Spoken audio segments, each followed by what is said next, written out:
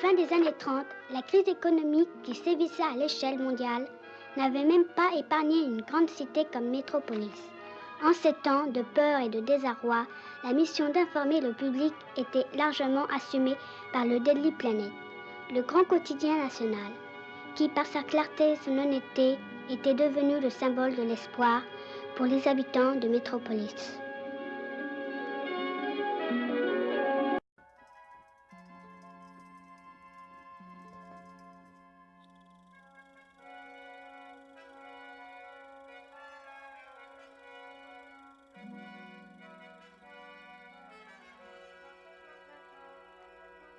Dans les années 1930, même la grande cité de Métropolis ne fut pas épargnée par les ravages de la crise économique mondiale.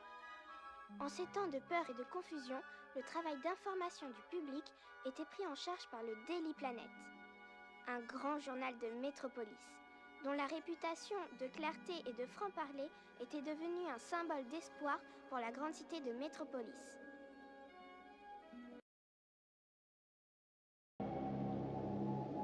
Ce n'est pas un fantasme, ni le fruit dérisoire d'une imagination débridée. Non, mes nobles amis. Les trois inculpations que je soumets à votre attention, les multiples charges consignées ici contre ces citoyens dévoyés, leurs actes de trahison et leurs objectifs séditieux, tout cela signifie des faits d'une extrême gravité. Aussi, je vous demande de prononcer un jugement sur ces trois accusés.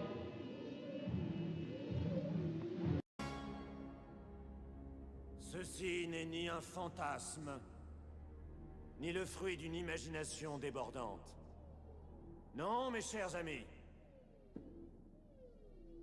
Les chefs d'inculpation que j'ai portés à votre connaissance, la description des charges listées là-dedans à l'encontre de ces individus, leurs actes de trahison, leur rébellion contre l'ordre établi.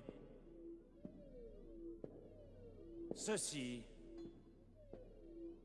est l'exposé de faits qui sont indéniables et avérés. Je vous demande maintenant de prononcer une sentence contre les accusés.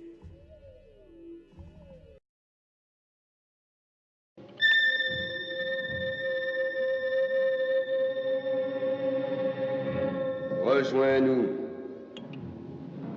Tu t'es déjà trouvé en désaccord avec le Conseil.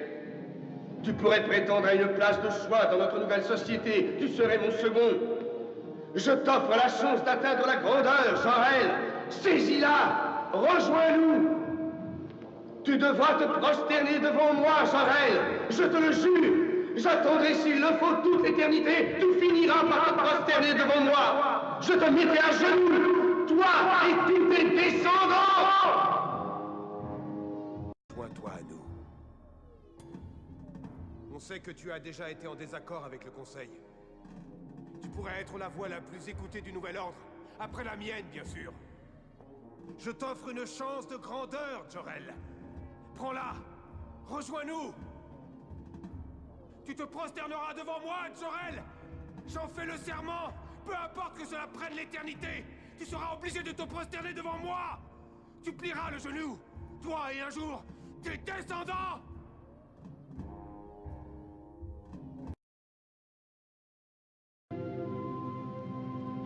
Tu voyageras loin, mon petit Kal-El. Mais nous ne te quitterons jamais, même après notre mort prochaine. Toute la richesse de nos deux vies t'appartiendra. Tout ce que j'ai appris, ce que je possède, chacune de mes pensées, tout cela et plus encore devient ton héritage, mon fils. Tu me porteras en toi tous les jours, aussi longtemps que tu seras en vie. Toute ma force sera ta force. Toute ma vie passera dans tes yeux. Et toute ta vie passera dans les miens.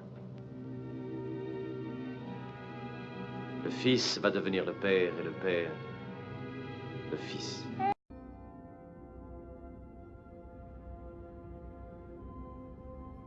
Tu voyageras très loin, mon petit Kal-El. Mais nous serons toujours avec toi. Au moment où nous ferons face à la mort, la richesse de nos deux existences t'appartiendra. Tout ce que j'ai appris dans la vie, tout ce que je ressens, tout cela et plus encore, je te le lègue, mon fils. Tu me porteras à l'intérieur de toi, tout au long de ta vie. Tu prendras ma force et la feras tienne. Tu verras ma vie dans tes yeux, comme je verrai la tienne dans les miens. Alors le fils deviendra le père et le père deviendra le fils.